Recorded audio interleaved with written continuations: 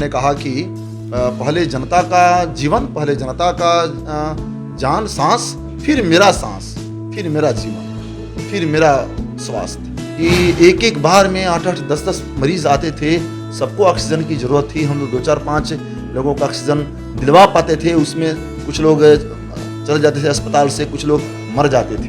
ये मना करना, अब विधायक नहीं घूमेंगे, जनप्रतिनिधि सरकार अपनी भूमिका अदा नहीं करेगी तो कौन अदा करेंगे। तो मौत का आंकड़ा हम लोग खुद अपने से बनाए।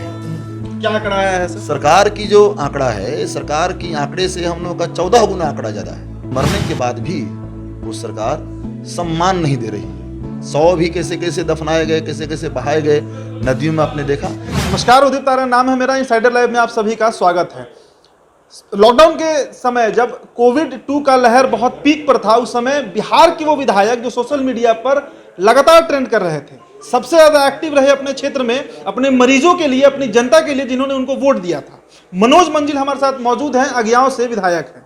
कैसा एक्सपीरियंस रहा सर? क्या क्या आप कमी देखे इस बार, और आप बहुत एक्टिव रहे हैं इस बार? देखिए, हम लोगों ने सोचा कि जनप्रतिनिधियों का जो काम है, जो संवैधानिक लोकतांत्रिक जवाबदेही है, जनता के प्रति जवाबदेह होना, कि ऐसे समय में जब कोई महामारी हो, कोई विपदा हो, ऐसे समय में जनता को सबसे ज़्यादा जनप्रतिनिधि की ज़रूरत महसूस होती है, और ज़रूरत भी होती है। तो जनप्रतिनिधि का काम है जनता के जीवन, जनता के स्वास्थ्य, जनता के जान प्राण की रक्षा के लिए अपना भी स्वास्थ्य कुर्बान करना पड़े, तो जनप्रतिनिधि की एक बुनियादी उसकी जवाबदेही है, मूल जवाबदेही है, मूल काम है। और इसी सोच के तहत हम लोग भाकपा माले से हैं, और हम लोग क्रांतिकारी सोच रखते हैं, और जनता से हम लोग असीम प्यार करते हैं। और ख़ास करके जो जनता वोट दी है, इसी काम के लिए मुझे बिहार विधानसभा में भेजी है, अपना प्रतिनिधि मुझे चुनी है, उस जनता के प्रति तो हम और भी सबसे ज़्यादा जवाबदेह हैं। और इसीलिए हमने कहा कि पहले जनता का जीवन, पहले जनता का जान, सांस, फिर मेरा सांस, फिर मेरा जीवन, फिर मेरा स्वास्थ्य। और इसलिए हम लोगों ने काम करना शुरू किया। तो मैंने देखा कि कोविड के सेकेंड वेव के लिए बिहार सरकार के पास, केंद्र सरकार के पास कोई तैयारी नहीं थी इससे लड़ने के लिए, इससे जनता को बचाने के लिए। कोविड महामारी से जनता लड़ सके, जनता अपनी ज़िंदगी को तबाह होने से, अपने सांस को टूटने से रोक सके, इसकी कोई तैयारी नहीं थी। जैसे आप ले सकते हैं भोजपुर जिला का सदर अस्पताल, जिस जिले में वहाँ के विधायक भाजपा के मंत्री हैं राज्य सरकार में, सांसद महोदय माननीय आर के सिंह जी, वो भी केंद्र सरकार में मंत्री हैं। बाद में फिर बिहार सरकार के जो स्वास्थ्य मंत्री मंगल पांडे जी हैं, वो भी आरा के प्रभार हुए। इसके बावजूद वहाँ ऑक्सीजन के बिना लोग तड़प करके मर गए।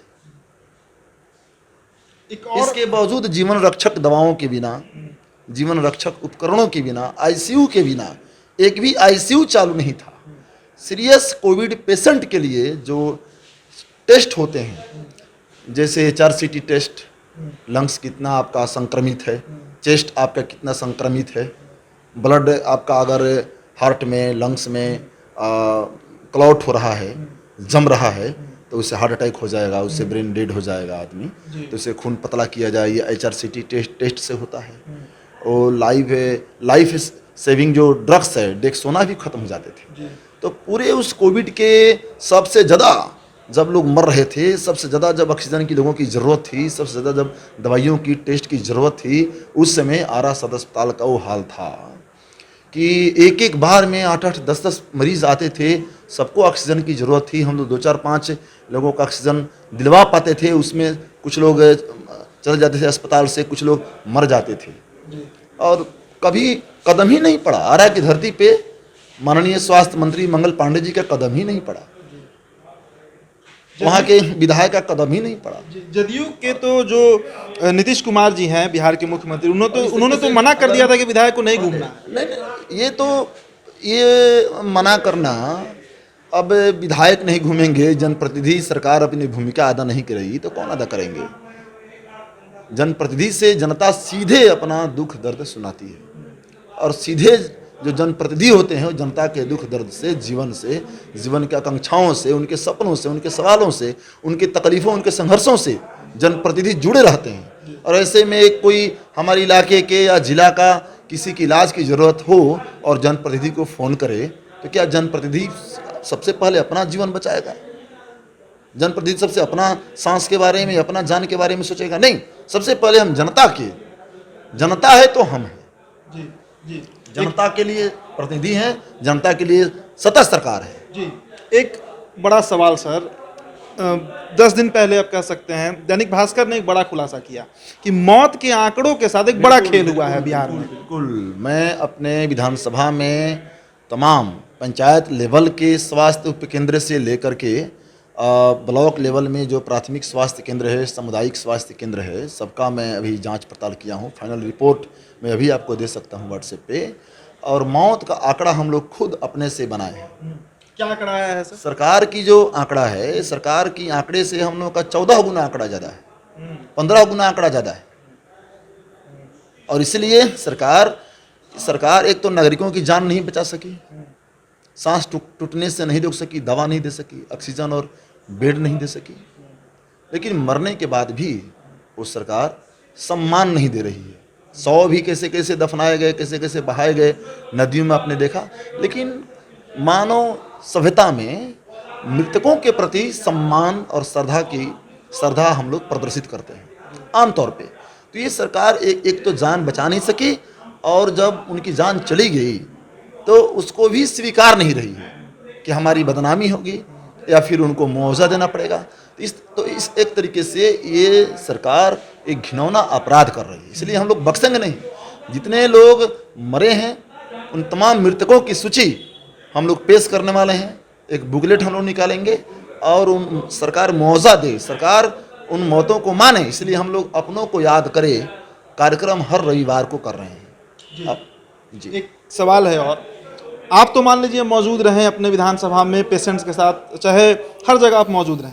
आपके जो महागठबंधन के नेता प्रतिपक्ष हैं तेजस्वी यादव, वो गायब हो जाते हैं। बिहार की किसी आपदा में उनकी मौजूदगी नहीं देखी जाती है। देखिए, ये बात तो नहीं से पूछिए तो ज़्यादा। और तेज प्रताप बहुत एक्टिव हो गए हैं। सब अस्पताल घूम रहे हैं, डीएमसीएच गए, एसकेएमसीएच गए, गोपालगंज, सारण प्रमंडल घूमे, वो लगातार घूम रहे हैं। मैंने कहा हर जनप्रतिनिधियों का ये संवैधानिक लोकतांत्रिक फर्ज है, दायित्व है। ये ऐसे संकट में जब जनता के सबसे ज़्यादा अपने जान प्राण को लेकर के चिंता में है, संकट में है, ऐसे समय में जनप्रतिनिधि को अपनी जान की बाजी लगा करके काम करना चाहिए।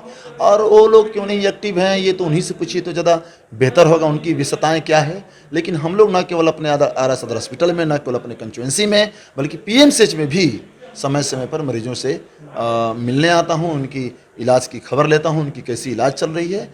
और सबसे ज़्यादा हम लोग पूरे ज़िले के मरीजों का हम लोगों ने सेवा किया।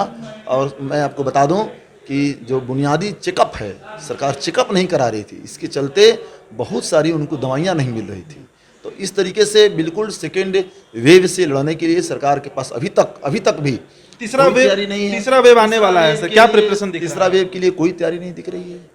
हमने कहा सदर हॉस्पिटल में ऑक्सीजन पाइपलाइन बिछाओ, उस समय डीएम से हम लोग ने बात किया इमरजेंसी में ऑक्सीजन पाइपलाइन बिछा। लेकिन मैं कह रहा हूँ पूरे सदर हॉस्पिटल के तमाम वार्डों में हर बेड ऑक्सीजन से जुड़ जाए, हर प्राथमिक स्वास्थ्य केंद्र ऑक्सीजन से जुड़ जाए, हर सामुदायिक स्वास्थ्य केंद्र ऑक्सीजन से जुड़ जाए। वहाँ जीवन रक्षक दवाइयाँ हों, वहाँ जरूरी चेकअप हो, जरूरी टेस्ट हो। सबसे ज़्यादा अगर इस कोरोना से आपको लड़ना है सही मायने में, तो फास्ट टीकाकरण पूरे बिहार को अधिकतम 2 से 2.5 माह में टीकाकरण होगा।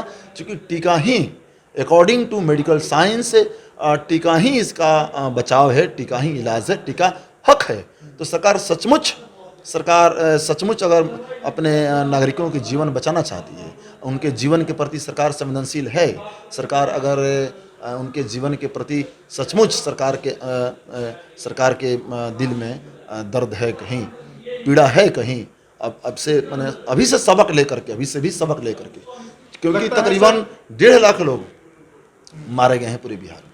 और सरकार का जो आंकड़ा है बिल्कुल फर्जी है किसी आधार पर नहीं है। और इसीलिए सरकार मौतों को गिने, मौतों को माने, मृतकों के प्रति सम्मान दिखाए, और न केवल सम्मान दिखाए बल्कि उनके आश्रितों को कम से कम वो 10 लाख रुपए मुआवजा दे, 4 लाख रुपया आपदा के तहत दिए भी जाते हैं। लेकिन केंद्र सरकार तो देखिए अभी सुप्रीम कोर्ट में जाकर के कह दी कि हम दे नहीं सकते। हम सेंट्रल विस्टा बना सकते हैं, हम नया पार्लियामेंट बना सकते हैं, हम कॉरपोरेट घरानों को लाखों करोड़ रुपये का छूट दे सकते हैं, लेकिन मृतकों के आश्रितों के प्रति भरा पूरा परिवार जिनके उजड़ गए, जिनका सब कुछ लूट गया, छीन गया, कई पीढ़ियाँ उस तबाही को झेलेगी, उस मंजर को देखेगी, उस परिवार के प्रति सरकार की कोई जवाबदेही नहीं। मैं तो तब मानता कि इतनी मौतें कोरोना से हुई है जब लोगों को दवाइयाँ मिलती, जब लोगों को इलाज मिलता, जब लोगों को ऑक्सीजन मिलता, जब लोगों को हॉस्पिटल में बेड मिलता, और तब जा कर के मौत होती,